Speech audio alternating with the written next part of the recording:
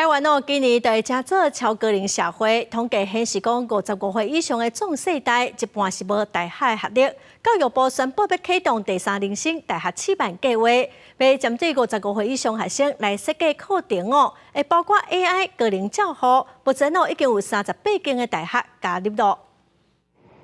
一年18岁至22岁学生伫咧校园内骑脚踏车享受大学生活，这就是大家印象当中的大学生活。不过，伫咧114年8月份开始，就会当看到55岁以上的壮世代伫咧大学校园享受大学生活。第三人生大学其实台湾的社会就是面临到所谓的一方面是少子女化，另外一方面就是高龄化的一个冲击。那我们希望说，教育部推出这样的政策，可以符合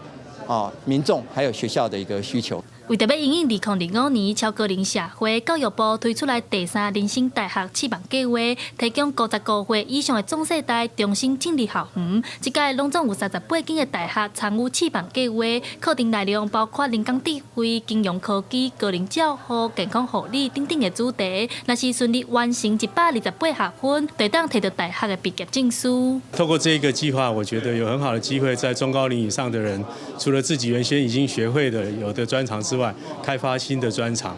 根据教育部统计，台湾55岁以上的壮世代有一半的人口是无大学学历的。第三人生大学示范计划除了协助壮世代摕到大学学历，嘛希望透过课程增加无共世代之间的交流，甚至协助壮世代重新进入产业市场，解决台湾欠工的问题。记者戴阿双、柯敏哲台北报道。